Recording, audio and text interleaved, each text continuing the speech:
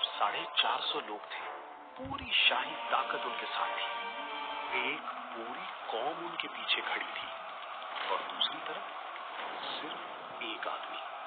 कोई फौज नहीं, कोई मदद नहीं, कोई सिला नहीं, सिर्फ एक यकीन। और उस दिन जो हुआ वो आज भी तारीख का सबसे हैरान कुन मुकाबला है। आज हम उस झूठे खुदा की बात करेंगे जिसका नाम कुरान में लिया गया है, सिर्फ एक झूठे खुदा का नाम, और वो नाम है बाल। बाल एक सामी जुबान का लफ्ज है, मतलब है मालिक, आका। हजारों साल पहले शाम, लुबनान और पूरे मशरिक वुस्ता में एक खास देवी का नाम था। ये कनानियों का अकीदा था कि बारिश का खुदा है बाल, तूफान का मालिक है, बिजली उसकी आवाज है, फसल उसके हाथ में है। मतलब अगर बादल खुश है, बारिश होगी, फसल उगेगी, लोग खाना खाएंगे। और अगर बाल नाराज हो गया, कहर, सूखा, भूख। ये डर इतना गहरा था कि लोग अपनी सबसे कीमती चीज उस बुत के आगे रख देते थे, और सबसे कीमती चीज अपने बच्चे थे। आसारे कदीमा की खुदाइयों में आज भी बाल के मंदिरों के करीब बच्चों की हड्डियां मिलती हैं। ये कोई दास्तान नहीं, ये तारीख की हकीकत है। 880 कब्ले मसीह इसराइल में एक बादशाह राज करता था, अखयाब, जिसे तारीख ने बनी इसराइल के सबसे बुरे बादशाहों में गिना है। अखयाब ने सियासी इत्तेहाद के लिए पड़ोसी मुल्क फनीशिया के बादशाह ईथीबाल की बेटी से शादी की। ईथेबाल का नाम ही बोल देता था वो कैसा आदमी था, वो जो बाल के साथ है। और उसकी बेटी का नाम था जेजेबेल। वो सिर्फ एक औरत नहीं थी, वो एक तूफान थी। जेजेबेल इजराइल में अकेली नहीं आई, अपने साथ लाई 450 बाल के पुजारी, 400 देवी इश्तार के पुजारी। एक ही बार में 850 झूठे खुदाओं के पुजारी इसराइल के अंदर दाखिल हो गए।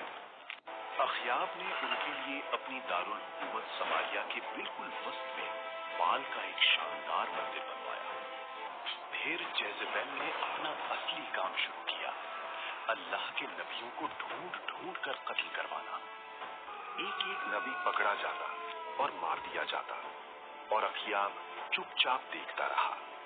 और धीरे धीरे वो कौम जिस पर अल्लाह ने इतनी नेमतें बरसाई थी, समुंदर चीरा था जिसके लिए, आसमान से खाना उतारा था, वही बनी इसराइल बाल के मंदिर की तरफ खिंचती चली गई। कुछ डर से, कुछ लालच से, कुछ इसलिए कि बादशाह और मलिका ये करती हैं, तो ये गलत कैसे हो सकता है। और बिल्कुल इसी वक्त अल्लाह ने फैसला किया, बस बहुत हो चुका।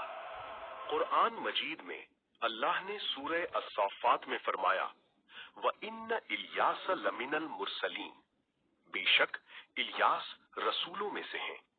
हजरत इलियास अलैहिस्सलाम हजरत हारून अलैहिस्सलाम की नस्ल से इसराइल में आए और सीधा अखयाब के सामने खड़े होकर ऐलान किया, अल्लाह की कसम, जब तक मैं ना कहूं इसराइल की जमीन पर एक कतरा बारिश नहीं गिरेगी। ये कोई मामूली बात नहीं थी।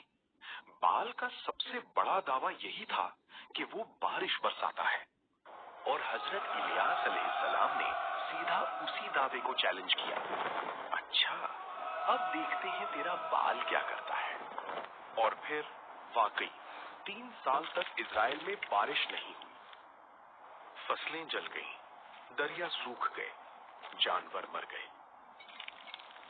450 बाल के पुजारी दिन रात अपने मंदिर में बारिश के लिए दुआएं मांगते रहे, नाचते रहे, चीखते रहे। बाल खामोश था, क्योंकि बाल था ही कुछ नहीं। वो सिर्फ सोने का एक टुकड़ा था जो ना सुन सकता था, ना बोल सकता था। इन 3 सालों में हजरत इलियास अलैहिस्सलाम कहां थे? जेजेबेल उन्हें कत्ल करना चाहती थी।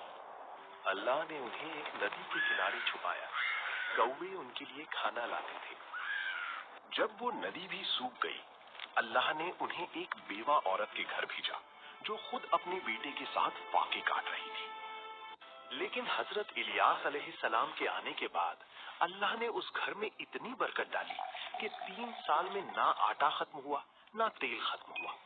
और जब उस बेवा का इकलौता बेटा बीमार होकर मर गया, हजरत इलियास अलैहिस्सलाम ने अल्लाह के हुक्म से उसे दोबारा जिंदा कर दिया। 3 साल बाद अल्लाह ने हुक्म दिया, वक्त आ गया, अखयाब के पास जाओ। जब हजरत इलियास अलैहिस्सलाम अखयाब के सामने पहुंचे, अखयाब ने कहा, क्या तुम हो वो शख्स जो इसराइल में ये मुसीबत लाए?